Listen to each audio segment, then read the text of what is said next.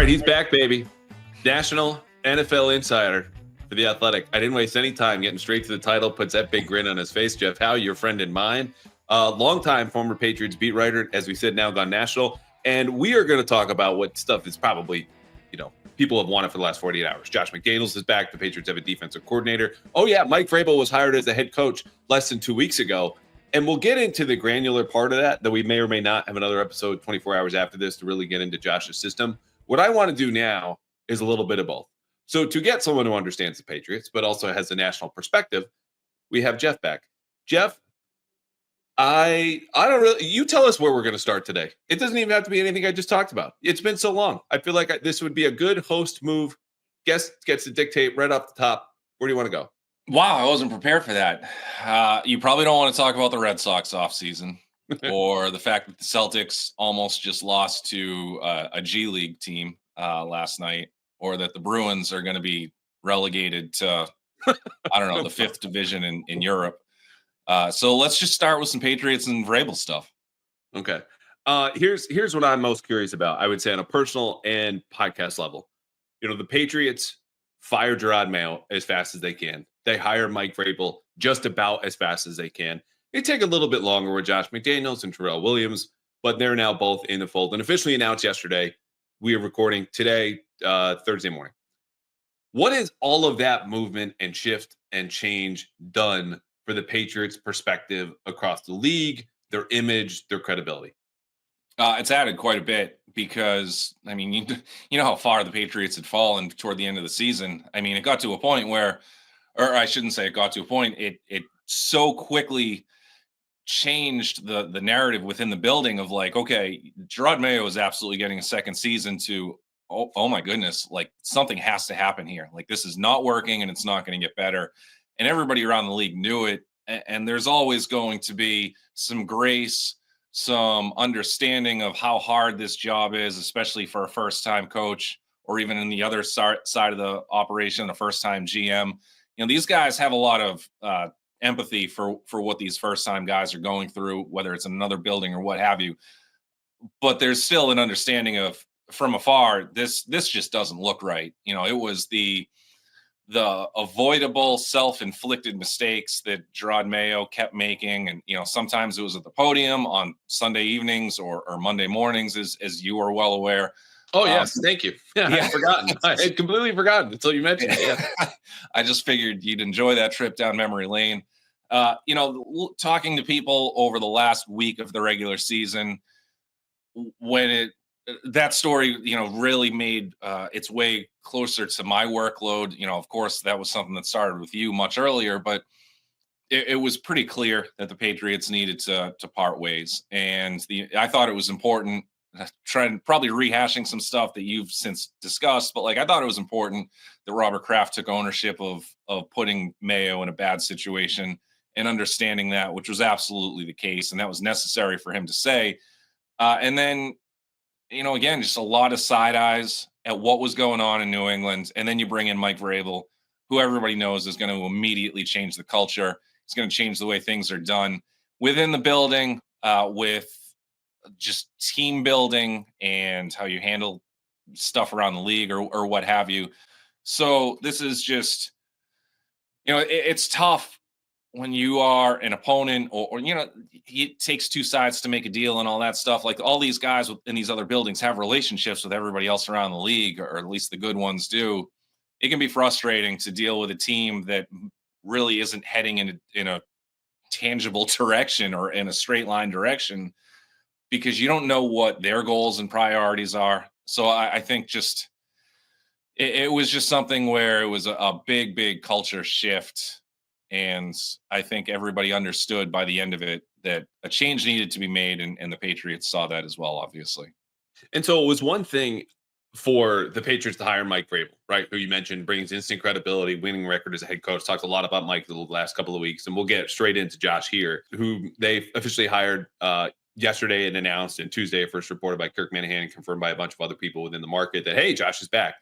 To me, if you set the name and the resume and the history aside, which is obviously all very relevant and important, and you just ask yourself, okay, describe the ideal coach for Drake May going into year two, right? Because this is where the offensive coordinator discussion starts. Who can take care of and develop my quarterback? You would say a guy who's developed quarterbacks before, a guy who's been a coordinator before, and a guy who has shown flexibility and adaptability with his scheme to meet his available roster talent in the modern times. Well, check. Like, that's Josh McDaniels. So I'm high on the McDaniels hire. I've written about it today. Scale of 1 to 10. What would you give it? 10. Absolutely. It's a 10. Just mid-December, I started to hear that really, I mean, and maybe we'll get more into this later, but when McDaniels decided he wasn't going with Belichick to the college side, it was pretty obvious that he was at the hip with Mike Vrabel. And, you need to go through a lot of things before you can make that hire possible. And McDaniels had to kind of do his own thing to understand his options as well. But I thought in terms of who they could bring back or who they could bring in, I mean, McDaniels was priority 1, 2, and 3 because you weren't, I think people are looking at Nick Caley with the Rams, obviously a former Patriot.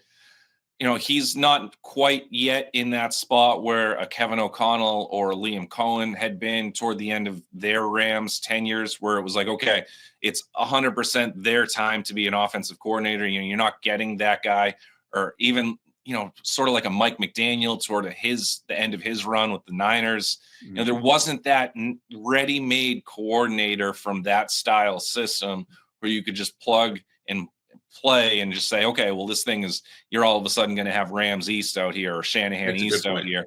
So bringing in McDaniels was the absolute best case scenario. And I think it's important to differentiate this year's search from last year's search and say, okay, well, I understand the skepticism. And that was my big critique last year too. And I don't want people to think I'm a hypocrite for this because, I did think that hiring Mayo was a good decision. I didn't like the process. So I'm fine taking the loss on the Mayo hire, but I was sitting here with you probably a year ago saying they owed it to themselves to have a much more thorough process. And that was before I recognized that, okay, they had the clause in the contract that Mayo was going to be the successor. The process wasn't good. I understood why they made the hire. This year, it's not like Kraft is saying, I'm going to go back to my old friends and get Vrabel and McDaniels. Now, you could say part of that is true with Vrabel, but I don't think that's the case with McDaniels. I think McDaniels truly was, you take out his history as it relates to the organization and the colors that he's worn over the course of the majority of his career. You take all that out, he was still the best man for this job, in my opinion. Yeah, and the point about the market and who else you could have hired is a really good one because people experience this and we all know it, whether it's a draft or free agency, you're like, oh, you got to take a quarterback. Okay, well, who's available? Like if you don't have great options, maybe you need to move elsewhere. And so with Josh McDaniels, you could tell me, oh, I don't want Josh and I didn't like his play calling. That's fine. I'm not telling you how you need to feel. But I would ask, who did you want to hire in his place? Because to your point, there are not all of these hotshot new, whether they're from a McVay system or Shanahan or Kevin O'Connell around. And the one that has supposedly risen up the ranks, Grant Udinski, 28 years old, interviewed on Sunday. And this is a guy who had only been with the Vikings now for 3 years. In the first one, he was assistant to the head coach. He was the Dwight Schrute of special projects for Kevin O'Connell. Like, that's not a guy, in my opinion, even if he is going to be the Theo Epstein of offensive coordinators, maybe gets hired later this cycle or next year. Like, congrats to him. He might be a genius. All the best. Right now, for what the Patriots need, is not an up-and-comer. You dealt with all of that inexperience, a head coach and defensive coordinator and GM, and to some degree, offensive coordinator with the play calling all last year. You saw how that went. So this is not just doing the opposite of that. It's realizing that when you bring in names like Mike Vrabel and Josh McDaniels, there's a credibility from the outside, but there's also a sense of, I have all the answers on the inside, because this is my favorite stat inspired by a longtime listener, Carlos, of the experience that Vrabel and McDaniels had in their respective roles coming into this job. Okay, a year ago, your head coach, offensive and defensive coordinators had a combined 19 years of experience in those roles. Okay. Mike Vrabel and Josh McDaniels topped that alone, forgetting Terrell Williams, who's going to be a first-time NFL coordinator this upcoming season. And together, when you take all of their coaching experience, that's 45 years. So what this says is, Drake May, if you have a question, there's going to be an answer. and there are going to be people that they surround him with and the rest of the offense that are just a little bit more adultish in the room. So to me, I don't know if he was a 10, certainly a 9 or higher is where I'm going with this with Josh McDaniels for all of that we just kind of laid out. Yeah, I think I say 10 because I like the hire. I like the credentials. I like what he's done. But it was also I just go back to the fact that he was their best option. It wasn't like you weren't going to convince Ben Johnson to come be the offensive, like, rules aside, Ben Johnson wasn't coming to be your offensive coordinator. Now, or Liam Cohen, which I got a few times and wanted to text you, be like, hey, your old college buddy, like, see up for taking the hometown discount in terms of dollars and promotion. Oh no, because he might be a head coach within any time now. Oh, of course not. But there were people wishing for him to come back. And I don't think, I've seen it on Twitter a little bit. Like, I don't think people realize it's not necessarily as easy as saying, all right, I'm going to give my offensive coordinator $5 million and he's just going to come and work with this hotshot rookie quarterback. Like, it's not that easy. Like, these guys, as they're trying to figure out, 99% of them want to be head coaches, and they owe it to themselves to take the best path to become a head coach. So there's some uncertainty here. And if you got a good situation somewhere else, you're not necessarily tripping over yourself to leave. So there's a lot that goes to it. And then the other part too is, like, the criticism of, like, okay, Josh McDaniels' system is Tom Brady. For a large part of his career, it was. But let's not ignore the fact that Josh McDaniels did a pretty decent job. I'm going to use this one because we're going in chronological order, but he did a decent job in 2008. Now, granted, that 2008 team was a Super Bowl caliber roster. Let's more recently, 2016, getting Jimmy Garoppolo ready when Tom Brady was dealing with the suspension. Garoppolo comes out. The first 6 quarters of the season were absolutely terrific. And you want to look at the narrative of, like, oh my goodness, you might be able to trade Tom Brady. Jimmy Garoppolo looks so good. And then he gets injured, and we saw what happened there. But then Jacoby Brissett comes in after not taking a first team rep in practice for like a month. And Josh McDaniels changes the offense on the fly. You look at 2020, where McDaniels reshaped the offense again. Remember, added some go-go stuff from Brennan Marion's offense. And, the new Sacramento State head coach. Does a lot backfield stuff, like weird staggered, and you got all the QB option stuff, like going on. Yeah, does the Cam Newton stuff. Totally gets Mac Jones ready. Mac Jones had his best season of his career with McDaniels. So this is a guy who, it's not necessarily the scheme. This is, and yeah, he has a scheme. Everybody has a scheme. But McDaniels is really good at formulating the scheme around the players. You talk about plays, not players, and that whole cliche. It's important to have an offensive coordinator who has the self-awareness to understand that, because a lot of guys are going to say, well, look, I can run the 100 greatest plays that you're going to see on the field today. But if you repped them all week and your players don't understand what they're doing, those plays aren't worth crap. So you need to have a guy who can fit, or who can bring out maximize guys' biggest areas of strength and put that on the field. And McDaniels has a track record of doing that. Now, you talk about the kid in Minnesota whose name I'm losing off the top of my head here. Okay. Is also a candidate to be the Seahawks offensive coordinator. Certainly a highly respected rising coach. But you look at what Vrabel wants to do, and you talk about the instant credibility and the culture change. Vrabel is going to come in and he's going to take this CEO approach, and he's going to make sure that he's got his hands in as many pots as possible. But he can't do that if he's babysitting his first-time play caller at offensive coordinator. You can't have that important of a position, and you're trying to groom a second-year quarterback and a first-time play caller. That takes away a lot of what your effectiveness could be in some other areas of the field.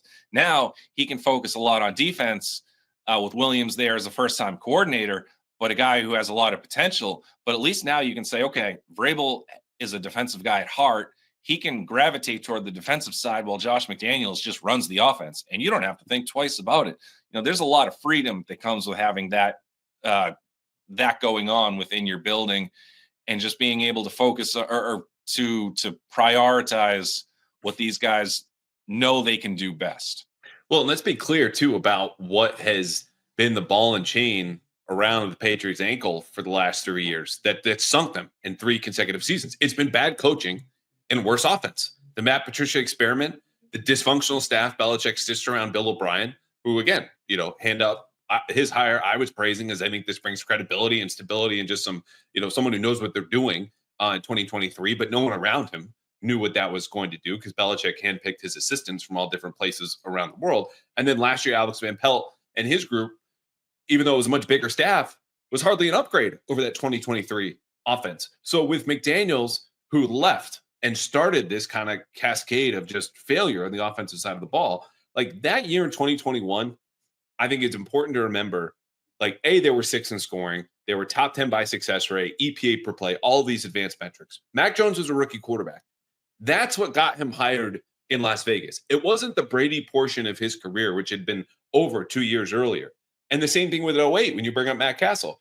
That's what got him hired finally to a head coaching job. It wasn't the coaching he had done with Brady. So when you go, what has he done without Tom Brady? Well, we just kind of outlined that, but he's gotten 2 head coaching jobs. Now, the follow-up point would be, well, how'd that go, Callahan? And I'd be like, oh, they sucked. He was bad. He was very bad. And I've made this analogy plenty of times of, if you're a head coach, you're a principal of a high school. If you're an offensive or defensive coordinator, you're a department head. You do the hands-on teaching. You set the coursework for the rest of the department and how you're going to proceed. Josh McDaniels sucks as a principal. Can't run the whole show. Doesn't work. But when he's hands-on teaching, that man can spin some Shakespeare. So to me, it's not only just understanding how and why he got to those different positions and also what happened with a little bit more context.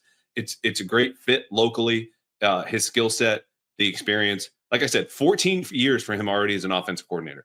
You're not going to find that with guys who are on the market and have been successful before. 6 years for Mike Vrabel. Like, there's just everything has what I call the baseline competency that, okay, this is the floor now. Before it was way down below, as we all found out together, okay? This Patriots team is not going to have as many turnovers or penalties or just slap on the forehead kind of mistakes that you have moving forward. Now, to spin this forward, you and I both know Josh has remained local since getting fired in Las Vegas almost 18 months ago. Have you heard anything else about what he might do to kind of spin this forward or adjust his offense or tweak any part of his kind of approach here? Not anything like X's and O's or technical wise. I just know that, yeah, I mean, he kept his roots in the New England area, and that's why this was viewed. I mean, I talked to people who are familiar with the situation, again, going back a month plus at this point. And not only, I had somebody who told me pretty early, somebody, again, very familiar with the situation, like, I'd bet on McDaniels getting this job. But then there was also a bit of a sentimentality aspect of it too, where it was like, people were really hoping that McDaniels was going to get this job. They knew he wanted it. They knew what the area has meant to him and his family. There's a big part of that too. And I can understand, people might roll their eyes at this portion of it. I don't care, because I'm saying it because it's important, because I've heard it time and again from a lot of different people. The family aspect matters. And when you are moving around, or when you've been fired, or when you've been publicly shamed, or what have you, there's a part that just, you want your family to have some peace. And this area represents that for McDaniels, and what this area has meant to, again, his family, the extension of who he is as a person. So there's a lot of reasons to like why this was happening. And I'm not saying Robert Kraft needed to hire McDaniels so his family could be happy. I know how certain things can get kind of taken and twisted. I'm not saying it because of that. But there's a lot of stuff too, and I kind of want to back up too. There's one part that is important, and I wanted to mention it. Maybe we were going to get to this later, but I didn't want this to like escape my big, dumb, smooth brain here. Hey, I'm the one with the smooth brain. Let's not get that twisted over here. Well, for like 6 months out of the year, I do too. That's true. Today we've let it go. The biggest criticism I heard of Mayo and just his inexperience with the job is that as he was coming up as a position coach and wasn't quite to the level of a coordinator, because he wasn't really calling the plays or installing the defense, he wasn't really involved in building the week-to-week game plan as a position coach with Belichick's staff. So when he took over as a head coach, he wasn't really at the point, he didn't have the fundamental or the foundational experience of, okay, this is how we install the game. This is how we started on Monday. This is how we progress it on Tuesday and kind of build at it throughout the week. So when things start to go sideways, whether it's late in the week in practice or the Saturday walkthrough or Sunday during the games, he hasn't necessarily had that foundational experience to say, okay, I know what I can do to kind of change this. This is, that's why when you talk about a guy who doesn't necessarily have experience, we can sit here on our couches and say, oh, call a timeout, or, oh, this isn't working, do this or that. It's such a different thing when you're on the sideline and those decisions have to run through you. Now you look at Vrabel and McDaniels, and those guys are going to sit there and say, not only have they done it as head coaches, as coordinators, not only do they have extensive histories as successful positional coaches in various backgrounds, these guys have done all of the foundational game planning work that is going to be important for them to kind of get through the week and just to kind of manage things at a level that had eroded to a great deal last season.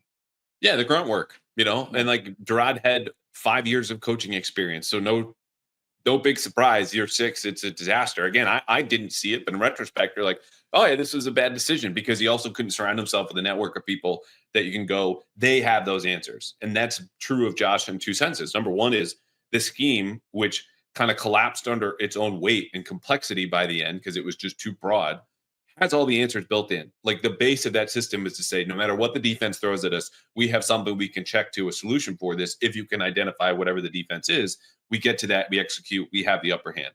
I think Drake May is ready for that type of offense and they'll give it to him. But he also, from being a personnel assistant to a defensive assistant to then working with quarterbacks, coordinator, head coach, coordinator again, does have all the answers from that experience where there's no thought process of, oh, should we do this or do that? Just boom, it's reflexive. And it's not always correct. It doesn't make it right. But to go back to my point of like the difference between being a head coach and that success is not always connected to how you are as a coordinator. Mike Vrabel had 1 year as a coordinator at any level of football when he was coaching. 2017 with the Texans. Do you remember, just off the top of your flat head, where they ranked in points allowed that season when Mike Vrabel was the defensive coordinator for the Houston Texans in 2017? I'm going to take a safe bet and say 16th. Okay, they were dead last. They stunk. Wow. They allowed over 400 points that season. And then the next, obviously, few months, he got a job as a head coach of the Tennessee Titans. And he inherited 9-17. They go 9-7 again. But that was the first of 4 winning seasons that he had. So for people who think Josh McDaniels has lost his marbles, and I might be just arguing against a straw man here, I don't know. I'm here to tell you this is a good hire. It was the best one they probably could have made. And by definition, you could not have done better than best. Now, again, we were saying similar things about Bill O'Brien, and maybe this will work out 2 years ago, yada, yada. The question is then, who can Josh McDaniels bring around him? Who has Jeff heard about maybe folks who would come work for Josh McDaniels in New England again? We'll find out more after the break. Happy championship weekend. I've got a question for you. Do you think Jaden Daniels will throw for at least 1 yard, one single yard Sunday in the NFC Championship game in Philadelphia? Yeah, me too.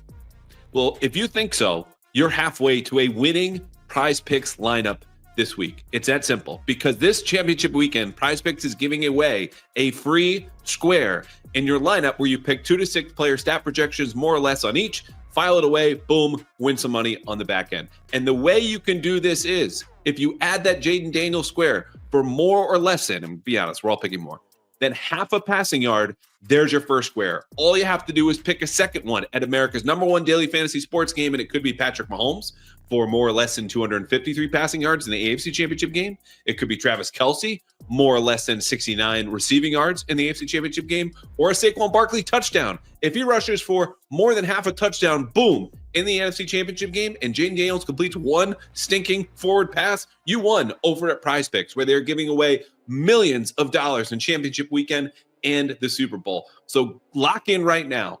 Download the PrizePicks app and use code CLNS to get $50 instantly after you play your first $5 lineup. You can use this money with Venmo, MasterCard, you name it, quick and easy, whatever way you want to do it. Download the app today. Use code CLNS to get $50 instantly after you play your first $5 lineup with Jaden Daniels, more than half a passing yard, and pick any other player, any other stat, any other projection, and lock it in. But only at PrizePicks. Run your game. All right, I teed you up. And any names, again, off the top of Smoothhead, the Patriots might hire as assistants because we all hear and we all know okay, the most important hire for defensive head coach is an offensive coordinator. To me, regardless of whatever background that head coach comes from, quarterbacks coach and offensive line coach are right up there next to coordinators, your most important hires. Anything you've heard in and around there? No, I hope you got your ad money there, Yeah. because I don't have anything great for you.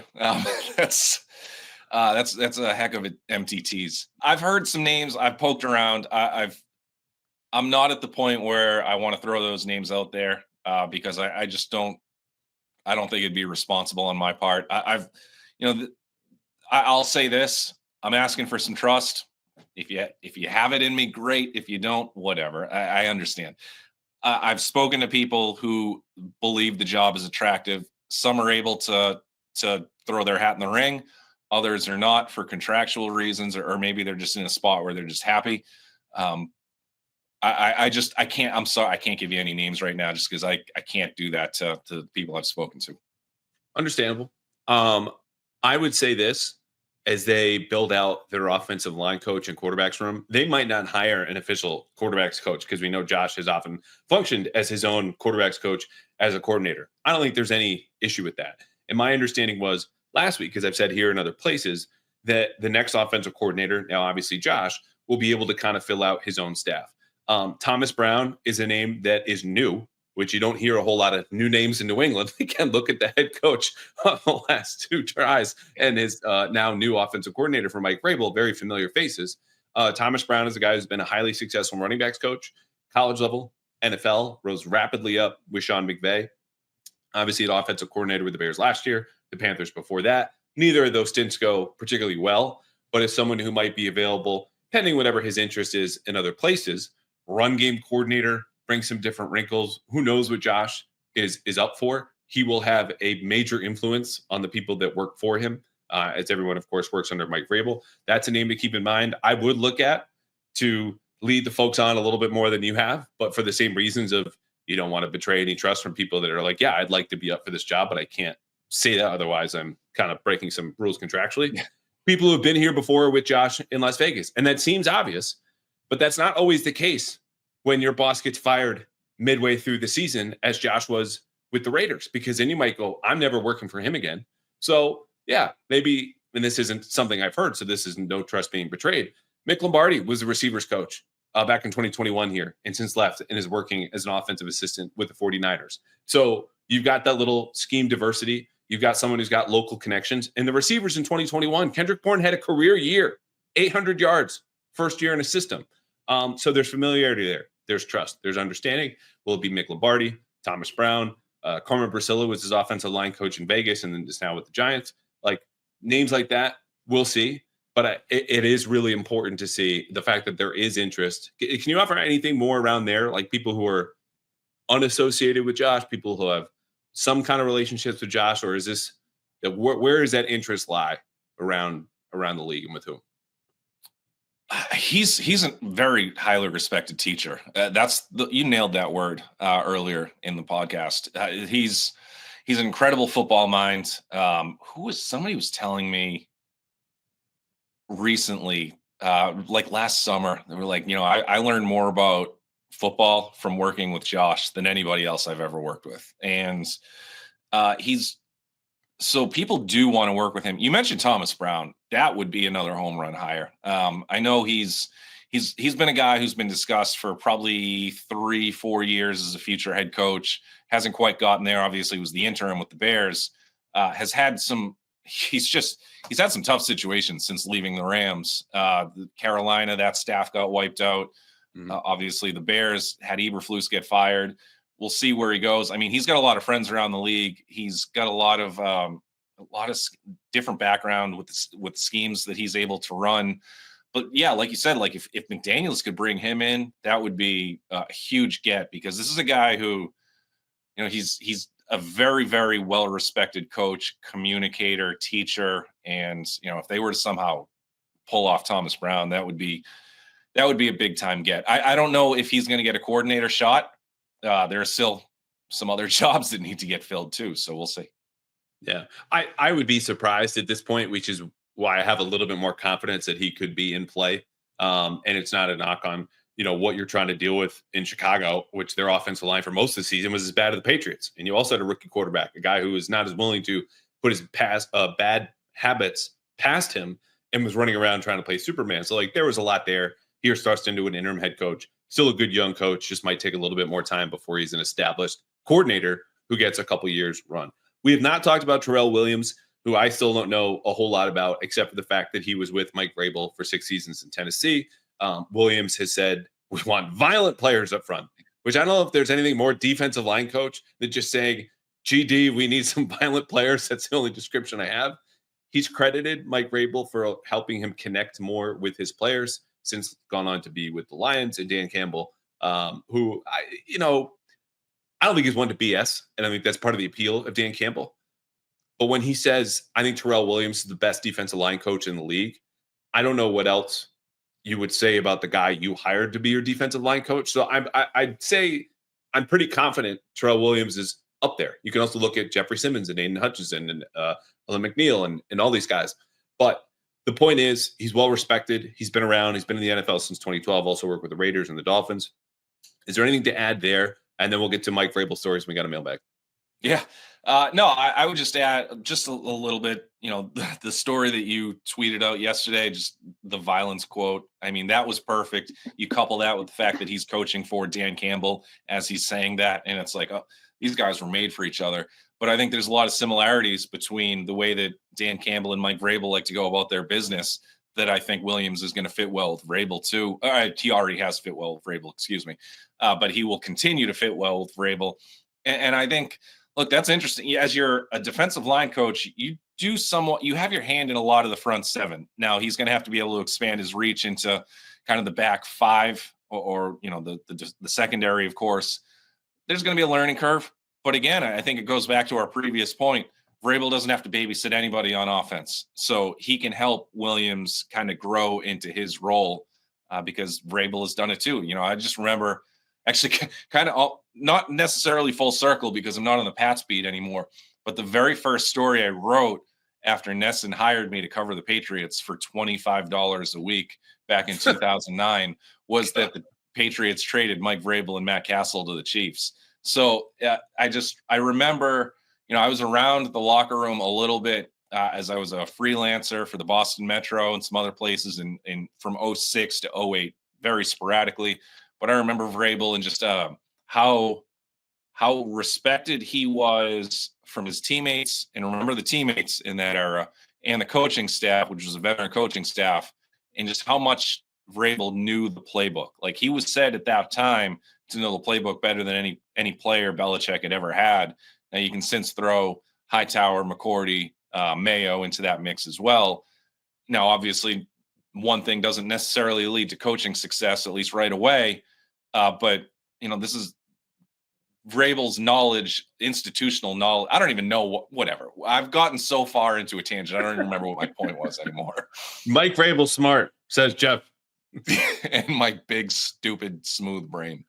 Well, here's the thing. I want to ask you one thing, and then you got to visit with him in Tennessee as part of these training camp tours that no one else in this podcast is definitely jealous of at all. And I want to bring people in the room. You're sitting across from Mike, or you have different interactions. And look, from our conversations, sometimes not all of these are good. So it's not just to say that every coach you meet with is the smartest, greatest, best coach, ever. I think obviously Mike has established himself as a good coach, but before we get to that personal experience, what do you think in the, 2 weeks now, basically since he's been hired, that has been overlooked about Vrabel or the changes that are coming in New England, or just under discussed, again, either about him individually or his impact here soon to be felt in Foxboro? I think the intangibles are going to be a whole lot stronger. I don't want to keep using the same buzzwords that we've all kind of thrown out there over the last couple of weeks, but I just think, the biggest thing that was missing, and I know we talked about this before last season, it would have been a win for the Patriots last season if Drake May developed, which he did, and the team was playing hard, respectable football, especially late in the year. And I know the big example I kept comparing them to was the 23 Cardinals. The Cardinals weren't good in 23, but they played hard.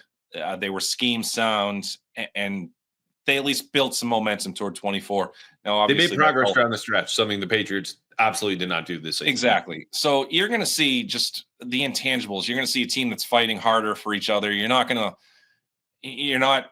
shouldn't. I don't know. You can't predict these things, I guess, but you're less likely to come out of a Sunday saying, where is the dissension coming from this week? Why isn't this running back starting when this running back was supposed to start? Like, you're not going to have a lot of people looking over their shoulder wondering what in the world is going on. So, and I think we'll see what that leads to as a product on the field. This team still has a lot of rebuilding to do. But I think Patriots fans are going to at least come out of these Sundays, win or lose, and at least have a little more pride in what they saw from their team. Okay. I'll settle for just close and like more points on the board than 17. That's all I'm hoping for. All right, story time. Tennessee, real quick, what it was like visiting with Vrabel when he was a head coach. I was going to say master of his domain. That means something else, but you know what I mean? Like he's in control and he knows it in a way that he had similar power with the Titans that he has now here in New England in his second go round. Yeah, look, he's a unique character.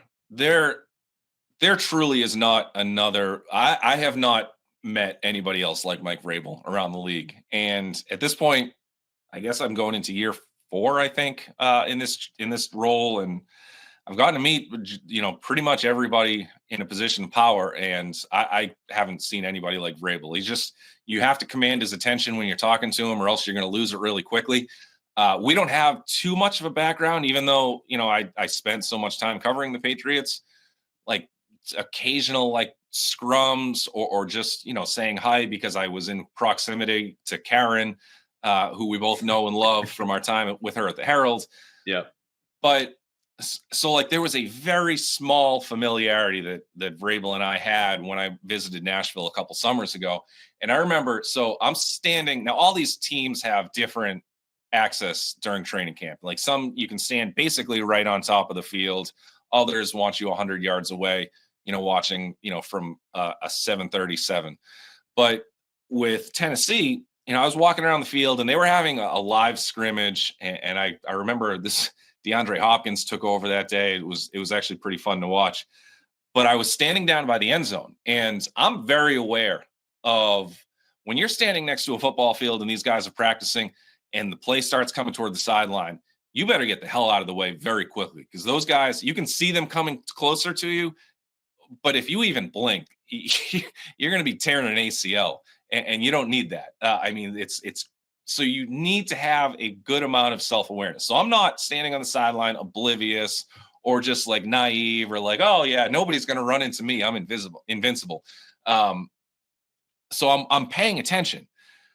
And they're running a play at the 50, and I'm at the pylon. So I'm 50 yards away. Now, they completed a deep ball to Hopkins, maybe 15 yards away from me, not anywhere close to the sideline. Again, I'm watching.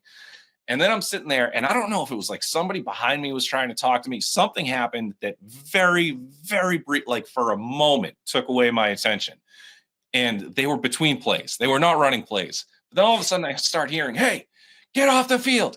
Get off the field. Get off my field. And I'm like, who is yelling? Or like, get away from my field. Maybe that's what it was. And I'm like looking around, and I'm like, somebody's yelling at. I'm like, oh, that's Vrabel.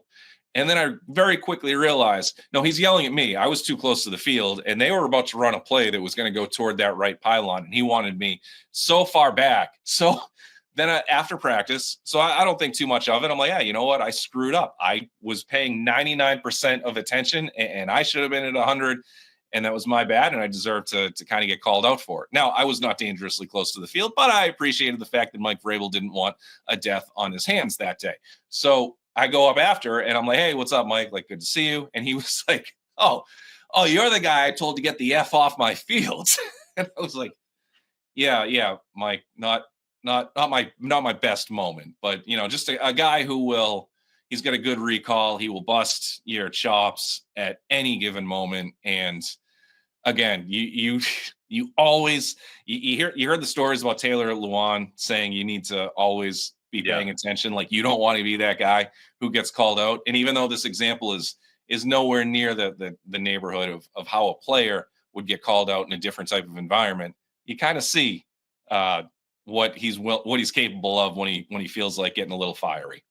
And he was fine after Oh that yeah, point. yeah, Right? absolutely. Yeah. So that's the other part is, and I've called him sarcastic and biting, and that's from experiences people have told me, and Vrabel has owned up to, and sometimes backed off a little bit in meetings.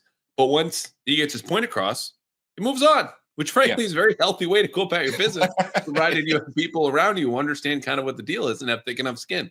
So to the point of your story of a guy who's obviously not hesitant to share, speak his mind, but then after the fact, even if it is sarcastic or biting or angry or whatever it is, it's all good because, everyone's moved on. So why not? Yeah. And we had a good conversation. We spoke for a little bit, and until I got boring, and we had to just part ways. Sounds like a lot of my high school, college relationships. Excellent. Thanks for bringing those up. All right, time for most of our mailbag conversations. Yeah, we have a good variety of questions here. It's not everyone who asks a question, Twitter or Blue Sky, but we're going to get these now after our last break. Okay, so I know most of you still remember. It's only been about 5 years. The Patriots playing playoff football, the best of the best going head to head. That's what January and February is all about. I don't know when the Patriots will be back, but I know if you want to make lifetime memories, whether it's the NFL playoffs or later on this year, the NBA playoffs or the NHL playoffs, or you want to even go to a March Madness game, there's only one place to go. It's Gametime, the best secondary ticket marketplace you will find for one simple reason. They have a lowest price guarantee. And I use this, have you heard me tell you before, to make lifetime memories with my wife out in London. Went to the game with one of my best friends. Granted, he was a Jags fan, nothing you could do about that. But the point is, I went to Gametime because they gave me that lowest price guarantee. Plus, as I was picking out tickets for them, they gave me a seat view right there, what it was like to be in Wembley Stadium. And you could do this even if you want to go to the Super Bowl. Find that exact seat. What's your view? Compare it to another one, but only at Gametime, where you get not only the seat view and the lowest price guarantee, but Gametime picks, where they give you all the best deals right up front, all in pricing. You don't even have to go searching for all these different deals. It's just the best of the best right there. You can find your tickets and go to the Super Bowl or any other event in less than 60 seconds. So what are you waiting for? Download the Gametime app today. Create an account. Use code CLNS for $20 off your first purchase in these lifetime memories. Terms do apply. Again, just create an account. Use code CLNS for $20 off your first purchase. Download Gametime today. Last minute tickets, the best tickets, the lowest price guaranteed tickets to any game, concert, show, playoff, or regular season. Guaranteed. What time is it? Gametime. All right, leading off, David takes us back to Tennessee. Any shot the Pats look at possibly acquiring Jeffrey Simmons from the Titans between Vrabel and now Terrell Williams hires? Obviously, there's a connection. What do you think? I think it's worth the call. If I'm Tennessee, I mean, he's one of the very few foundational pieces you have. So I don't know why they would give him up, but it's still an excellent player.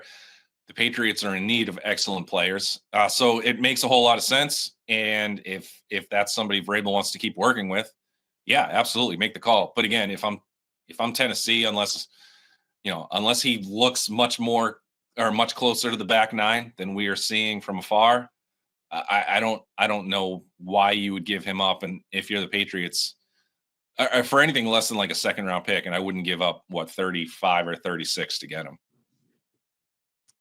So Jeffrey Simmons is 27. He's under contract through 2027. So this is a real asset. Like, forget that the guy is a perennial, Pro Bowl caliber, if not actual Pro Bowler, sometimes all pro player. He's in the prime of his career. You've got him under control for the next 3 seasons. That's a guy you should go after. It's funny you mentioned a second round pick. That's the thing that came to mind to me too, that I would be palatable with, or be palatable for me if I was the Patriots.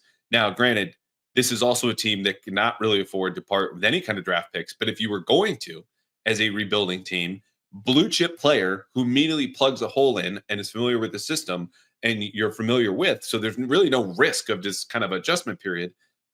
Jeffrey Simmons is it. Like that's a guy, when you look at needs, and we're going to talk a lot about the pass rush. I wrote about this the other day. It's not just on the edge. Like Devon Godchaux was your only consistent defensive tackle, and you cross your fingers and toes and everything else at Christian Barmore will obviously be okay with the blood clots. That's the starting point, his health. If he's not, you need as much help as anyone in the league at defensive tackle, because even when Godchaux was here, it's pretty inconsistent at the one thing he's good at, which is stopping the run. So Jeffrey Simmons is 3 downs, impact, drawing double teams. You don't even need to take my word for it. You can just think back to that game the Patriots played in Tennessee when he had his way with the Patriots offensive line, granted not a high bar.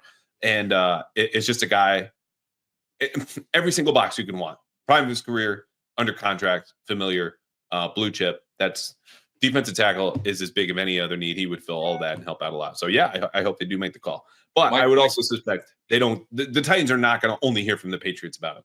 Right. And my concern would be like, let's say, if your dream scenario, you get Abdul Carter at 4, and you're going to add some pieces in free agency on the offensive line. But like, if you get Carter at 4, you use your second pick on another defensive lineman in a Simmons trade, hypothetically, where's the future of the offensive line coming from? And I'm not saying like last year's draft, I think people are overreacting to the fact that they didn't get an offensive lineman early enough, because there quite frankly weren't any. Like, just because you drafted an offensive lineman instead of Jalen Polk doesn't mean that offensive lineman was going to be good, because the evidence has shown us that they really weren't. There's a couple diamonds in the rough later in the draft, but like, you even looking at this draft, like, I don't think there's a top 5 offensive lineman in this class, not by merit. Now there might be a point where the need exceeds the talent that's available, but it's just a tough run on offensive linemen. So I don't know, like, yeah, you can solve some things in free agency, but at some point you need to start adding some blue chip prospects. So it's like, I think you got to do everything possible to get Hunter or Carter at 4, assuming there's 2 quarterbacks who are going before you. And then with the second pick, like, I think that would be not a gross mismanagement of assets, but it certainly wouldn't be an ideal management of assets. For a second round pick?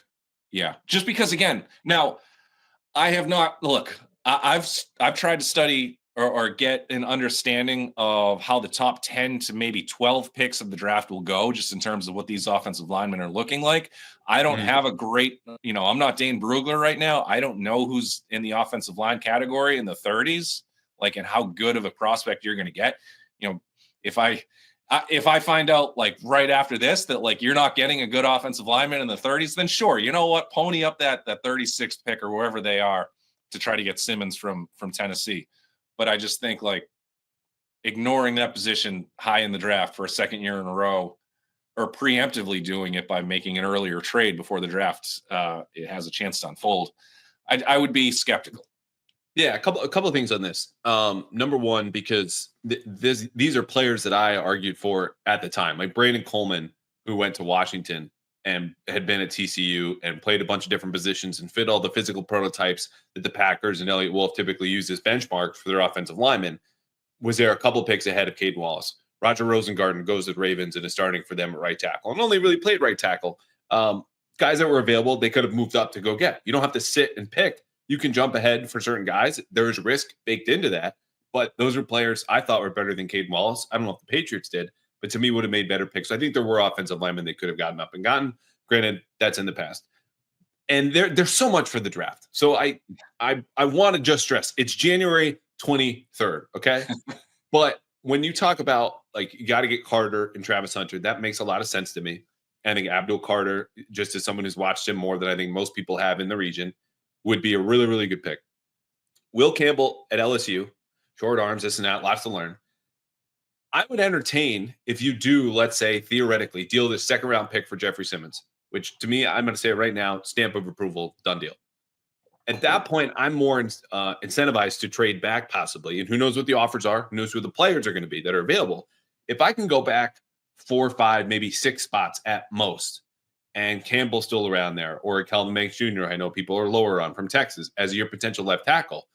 In the process of moving back, you would recoup at least a mid-round pick, if not a second-round pick, and then still be able to address that offensive line need. Does that assuage any of your concerns there as I throw this out there where we just perfected the Patriots offensive defensive line? We just fixed it right there. Jeffrey Simmons trade back from 4, and restock your asset shelf.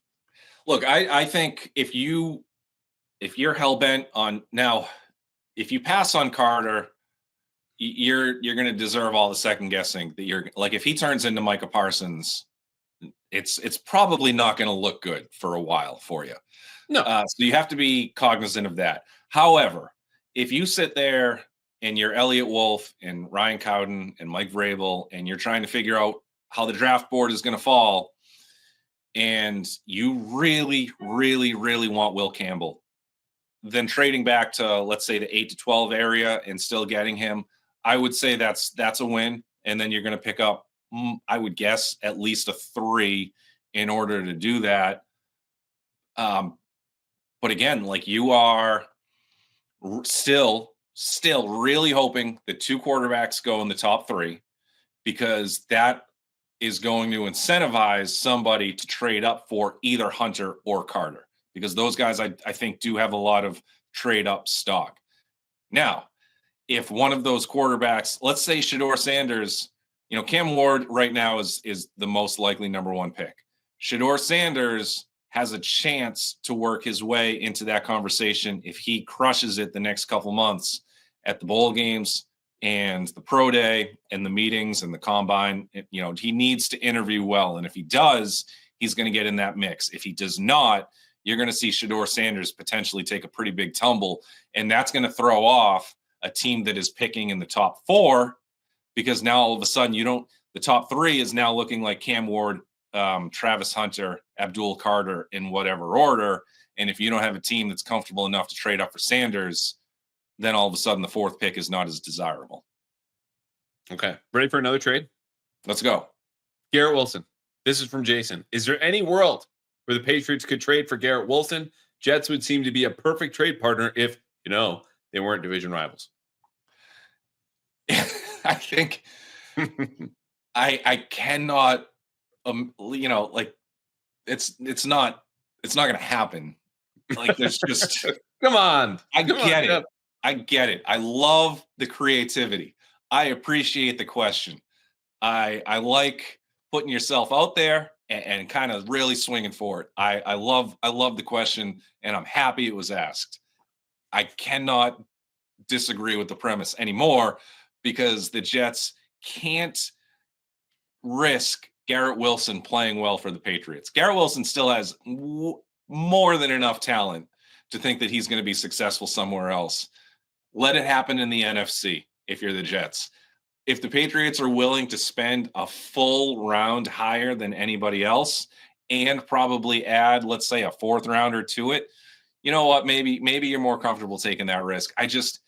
The pettiness between the organizations is the reason why it's not going to happen. And you would think, oh, well, the Jets just got a new head coach. They'll have a new GM soon. Patriots got a new coach. Like, all this is ancient history. Yeah, that's now shared history between Aaron Glenn playing for the Jets and Mike Vrabel playing for the Patriots. Like, that FU, that salt tax is absolutely back, baby. And I'm so here for it. So I'm with you. I don't think this will happen. If the Patriots do or did trade for Garrett Wilson, there would be that FU tax of, like, you got to give us a lot more because you're the Patriots. And I welcome it so much. I hope Aaron Glenn, granted, the Patriots are not the bar to shoot for anymore in the AFC East, but I just need a little bit of salt. I need a little bit of seasoning with my Pats-Jets rivalry. This would certainly add to it, but I think for that reason, it is prohibitive on the front end. Not to mention, if I'm the Jets, like, okay, Garrett Wilson's upset here. Whatever you want, you can stay. Aaron, gone. Devontae Adams, gone with him. We're going to reboot. You do that around young players, young proven players. He's in that category. You are now our focus and our priority, not the quarterback who's off doing God knows what. So I'm with you. And if you wanted to get ahead of the next contract, because they'll have to pick up the 5th-year option here soon, and then you're only under contract for 2 seasons. And if he says I'm not going to extend, yada yada, okay, maybe you do get ahead of it, but they're not there yet. And if they do get there, plenty of other teams will be calling. Mike Vrabel didn't come here to make any friends. He came here to set a different type of tone. He wants everybody to show up and have the same tone. He doesn't want to show up and be like, you know what? It's a new day. Let's be friends with the Jets. Let's see how this works. Like, if you work any farther away from Gillette Stadium than like Rodman Ford, Mike Vrabel probably doesn't want to talk to you. So it's the whole Jets. That's a bummer for me. Like, there's not going to be any. There's no kumbaya at Rodman Ice Arena a little farther away. So the Jets. He's not doing that. All right. Speaking of receivers, and you know this from your time on the beat about the McDaniels offense typically not being rookie receiver friendly, and Brady played a role in that, yada yada. But here's a question from Mark. Quote, does the McDaniels hire effectively reset the receiver room? So guys like Jalen Polk and Javon Baker are back at square one, relearning a more complicated system. Those guys desperately need their, quote, year 2 bump. And now it feels like they're screwed and we need to rely upon veteran free agent targets. Do you buy that? I mean, did they learn their year 1 system? Can we call it year 2? One of them did. Yeah. Look, Baker's playing for his job. You're a 4th round pick. Your scholarship is over in year 2, and it's doubly bad when you've got a new regime. Polk is pretty damn close to the same category, and it's because of the regime. You got a new regime. Unless all of a sudden we find out that Elliott Wolf is in total control of the roster, which, I don't expect to happen. Mike Vrabel's going to sit here and say, hey, Jalen, you better make the team because I'm carrying the 5 best. And it's going to sting if you give up, what was it, the guy was the 35th pick in the draft, 34th pick in the draft, whatever he was last year. Back. Yep. People forget that's not great asset management either. But when you've got a new regime, everything's, I think, unless you were a 1st round pick a year earlier, you've got to earn your spot. So this entire receiver group could turn over. Yeah. I'm with you on Baker. I think the conversation starts and stops there. You're a 4th round pick. You had 1 catch. You had as many catches as the starting left tackle did all of last season. That's where you're at. So system or not, that's not on anyone else but Javon Baker to figure there out. Might be the Lions offensive line might have had more catches than Baker. They did less. And Jalen Polk had 2 catches, I believe, after Halloween. So I don't put this, and granted, the point being that there's a steeper climb now, uphill. Might be fair or not, but it's more about the climber than the climb for both of those guys. And I think Jalen Polk was dealing with bouts of being too hard on himself, can completely relate to that and understand how it compounds and makes you worse at your job. But that's separate from the system. So whatever the system is or isn't, and there is some reason to be encouraged. Burt Breer from SI is saying that McDaniels went around, visited a bunch of colleges, learned how to simplify a system, just kind of streamline things. Maybe that's good news. I don't think they're just going to suddenly punt in free agency and just be like, we need to sign a bunch of guys because we can't trust them. You would sign them because receiver, as it has been for years, is still a need. And that's not Josh McDaniels' fault. It's the guys who are in that room. All right, 2 more. Graham, who are the players that will benefit most from the new coordinator hires? I can start here because I think you're going to need a second. Yeah. Okay. Keon White, number 1 with a bullet in my mind, is a guy who was asked to be coached hard, thrived, as he put it, under Belichick. And you could look at the stats and be like, yeah, it wasn't that good. His rookie year was better than people see in the traditional box score, in the same way that his second season was worse than when you look at, team high 5 sacks. Okay, Keon White was not that consistent, that good of a performer in his second year. I do think being under a defensive coordinator who was a defensive line coach, one of the best in the league, will help him immediately. When it comes to McDaniels, I do think the veteran receivers in that room, Kendrick Bourne, already mentioned, 800 receiving yards. He's going to come up here in a second, will benefit from Josh McDaniels coming back. And we know is very excited because he tweets almost immediately, he's back. And so there you go. I don't have to answer anymore. I think certain players like Hunter Henry have thrived in any kind of system. I think Drake May will benefit greatly, again, having all the answers to the test, as it were, within the system. Beyond that, we'll see on defense. But I think the defensive line is an easy answer, and specifically Keon White and certainly Kendrick Bourne on offense, that I think will get this kind of bump, if not boost, which is not too hard to figure out. But I think off the top of my head and understanding what we know and what we've seen going back to when McDaniels was here last, those are the 2 obvious candidates. Yeah, I mean, I think T. Higgins is really going to benefit from McDaniels. Look, I think you look at smart players, so Kendrick Bourne and Hunter Henry. You look at guys who you can rely on to be productive, so those are those 2. And, I mean, Ramondre Stevenson has to bounce back, right? I think, maybe. And then, I was going to say the D-line too, so I'm just stealing all your stuff. What I want to do is hijack the show and ask what in the world happened to Keon White the last couple of weeks of the season.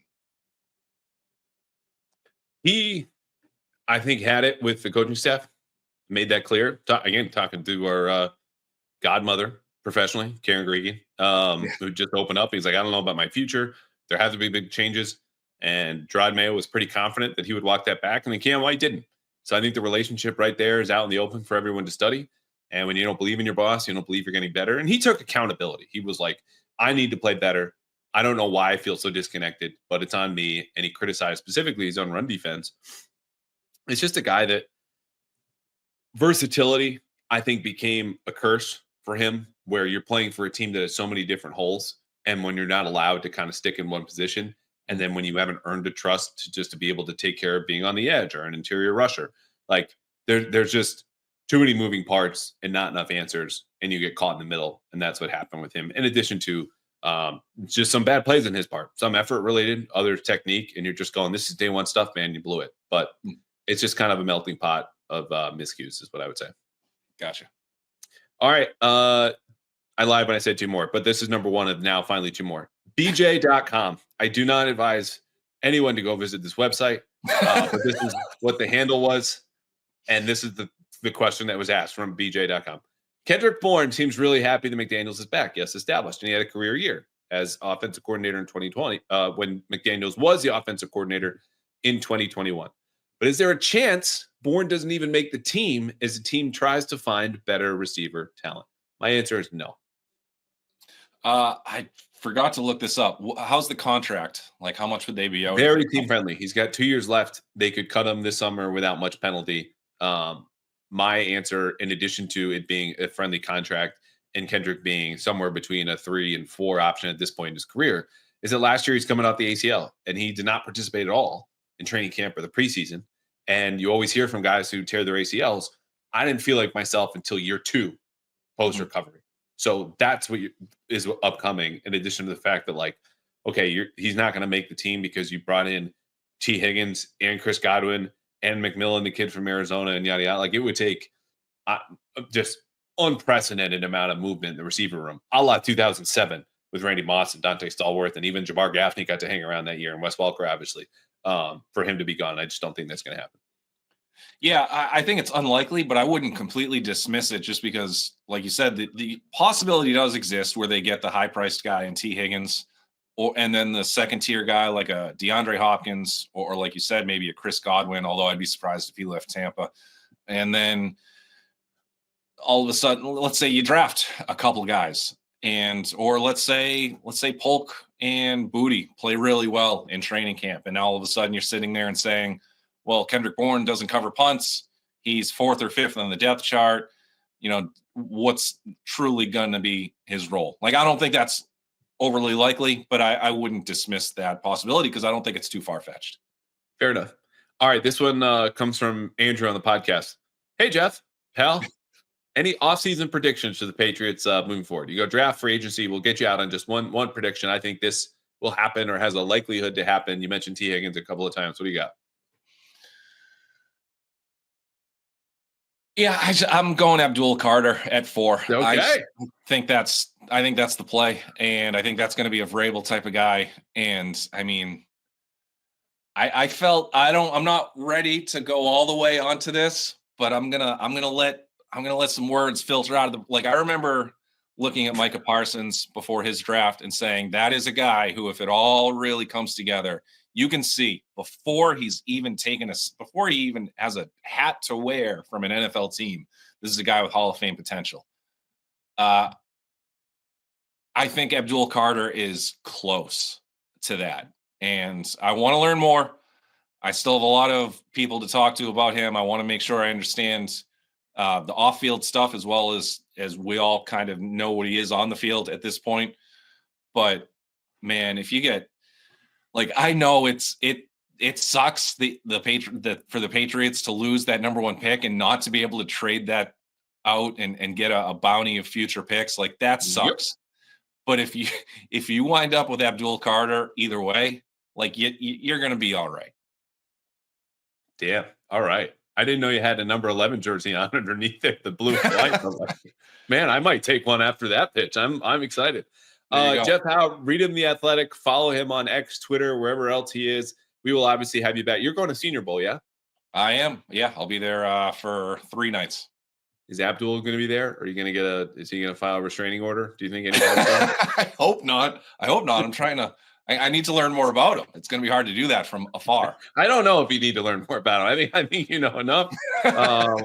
But look, always appreciate the time, man, the perspective, the intel, everything. It's good just to hang with you and see your face. And I don't know. I feel like if I say anything more nice, you deserve to dunk on me. So I'll leave it at that. But always appreciate it, my man. Of course, always appreciate the invite. It's always a good time. And I'm going to keep saying always, always, always.